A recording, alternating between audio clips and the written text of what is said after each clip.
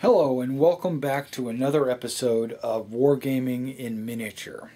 And today what we're going to do is we're going to talk about the different scale possibilities for terrain and buildings for Robotech RPG Tactics. Now we've addressed this before, back in the day when we only had available to us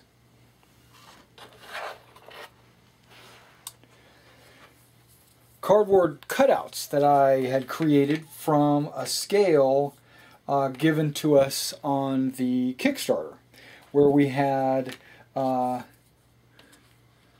like the what do you call it, glog, like your tomahawk, and we had the Regult battle pod and Veritech Battleoid, and we had, like an artillery pod. But those were only cardboard stand-ups. And we didn't have the models to compare against. So what I did was I kind of used these stand-ups and I compared them against a variety of different scales. Anywhere from 1/300 scale to Warhammer Epic. I know you probably can't see these models yet. I'll scan it out and I'll let you see it all. I even used Drop Zone Commander, which is kind of a 10mm. I used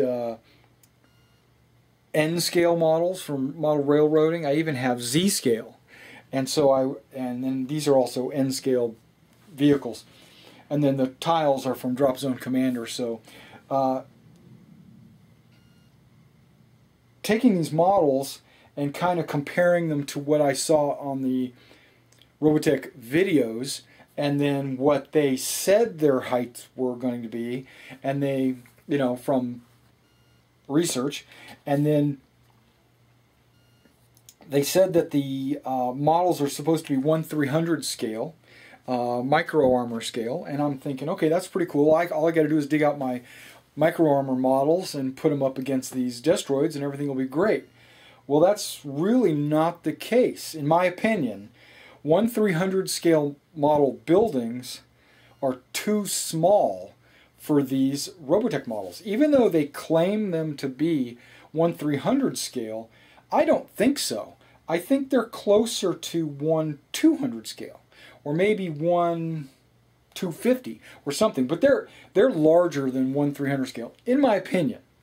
And I like to take a look at the models and then compare them to the buildings and kind of figure out which direction would be most aesthetically pleasing to the eye on the table, because I don't want to use nothing but 1/300 scale models and have it look like crap. I also don't want to use like HO buildings. The HO buildings are awesome looking, but the Robotech models would be micronian. I mean, they'd be too small. So let's take some of these models and compare them to their cardboard cutouts.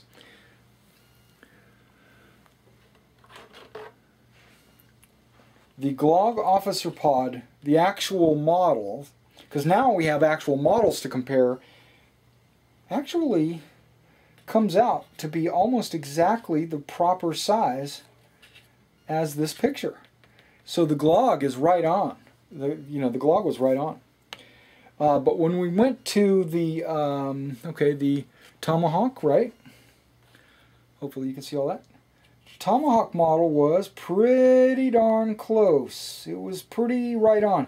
I would just have to put the paper model on the base, lift it up by the base, and it's pretty spot on. So I would say that these two models are pretty spot on from what was provided in paper. And then when we go with the battle pod, right? You got a battle pod. Okay, now the battle pod, maybe the cardboard was a little bit too small for the battle pod. It looks like there's not exactly the same. The battle pod miniature seems to be a little bit larger. It does appear to be a little bit larger. I haven't put together any Valkyries. Yeah, I haven't put any Valkyries together, so I can't compare, but I'm going to assume they're pretty much the same size. And then the artillery pod is pretty much the same. The cardboard piece was too small. The models tend to be about a ½ inch bigger, which which is kind of cool. It makes a bigger model, but it made a couple of these cardboard cutouts not to be the right size. Okay, so now we're comparing the models. I'm going to pull in a Defender and a Tomahawk. We'll use a Glog and a Regult, and we're going to compare against different sizes, okay, and how it looks.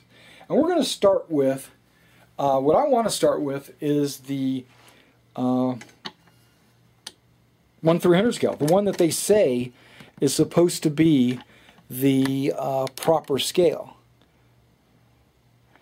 And that's these models right here. Okay, not to mention, I put together a Battletech cardboard, well, yeah, it's cardstock actually, but I put together a paper model from the Battletech Sarna. You go to Sarna.net and you can download, like, they have like 100 different buildings that you can put together. I just grabbed an easy one, put it together for size comparison. Now, if Battletech's supposed to be 1/285 or 1/300 scale, these models are supposed to be 1/300 scale because I use them with my Micro Armor games. Let's compare. Does that look okay? I personally don't think so.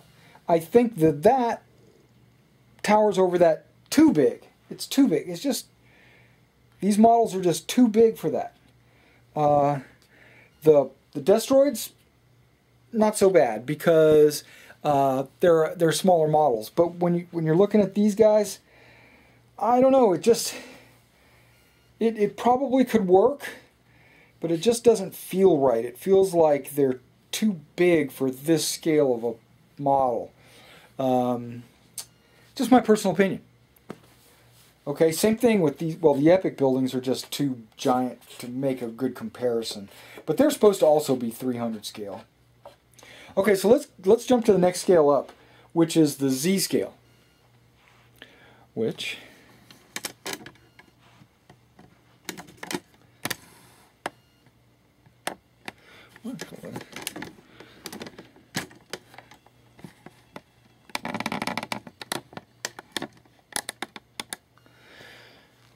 which are these buildings right here? Z scale? Yeah, I don't know. The buildings are probably right around the right size with the Z scale. That's what I'm kind of thinking. There's not much difference really between Z and Micro, but Z scale buildings are just way too expensive, to be honest, and they tend to be all like European or factories. There's not like a cityscape. You know what I'm saying? So I would avoid Z scale.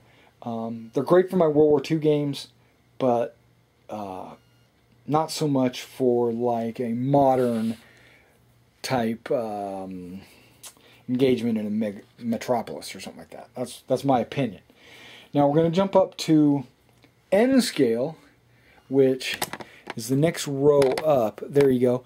These guys are N scale buildings. Now, I personally believe that N scale is where it's at, okay, to be honest, when it comes to the scale of the models compared to like the vehicles, compared to the other models.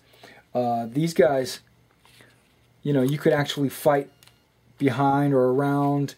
When you compare it, I think the N scale models are large enough to make an impact on your table, but they're small enough to be still within the size range of your models, and it's the most aesthetically pleasing to me. And you can take the best cover behind buildings and stuff like that. They're not that expensive. Like, I got these 3 models together for I think $5 or something like that, and they were already pre-assembled. The only thing that they didn't have is this subway. All I did was take a subway picture and shrink it down and glue it on there to make myself, here we go, we got a subway in the city, right? These cars, these are all N-scale cars, and I got like a set of 6 of these cars or something like that. I got 2. I don't remember. They're a little pricey because they're railroading, pre-painted, pre-assembled, little die-cast models and stuff. A lot like Hot Wheels are, you know. But they're great. I mean, terrain pieces. You know, you put them on the table, and that adds a little extra flair to your game. I think I would love to have a lot more. I considered buying a bunch of N-scale cars that were not painted, because it's a lot cheaper that way, and then paint them up, but I didn't. I hadn't done that yet. I even made my own Minmay, you know, the famous restaurant where Minmay works. I even made one of those.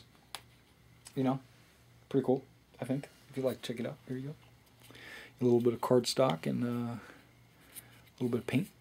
You know, a little bit of paper right there for the awnings, the windows, and even have a little back door. Okay. All right, next scale. And the final scale is the buildings that came with the Drop Zone Commander, which were and are completely super awesome. Everything is awesome. Okay, and these buildings are cardstock, and all you do is just fold them up, glue them together, and put them on the table, right?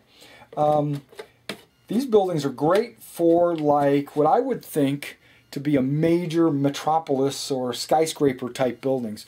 Yeah, so the Glogs would, you know, you can use these to fight. I mean, there's not that, you know, they're 10 millimeters, so they're not 6 millimeter, which is what 1/300 scale is. They're 10 millimeter. I think N scale, if my memory serves me right, is 9 millimeter. So so from 9 to 10, you're not deviating too much for the scale to be way off or way out of base. Because just imagine these two buildings in your city, right? Okay, this building might be in the way. And then you've got this little supermarket, which is an N-scale building right there. You know, I'm just putting... That doesn't sit way out of place. It's a supermarket, but these are the taller buildings left and right of it. I actually think that these buildings and my N-scale buildings will work perfectly together, and that's the direction that I'm going to go. Personally, I'm going to use N-scale buildings, match these like highways. They seem to be the right scale for the Glogs and the battle pods. You know, when you got somebody coming down a street, there's only about enough width to get 2 of these guys on a road, and I think that's perfect, you know. So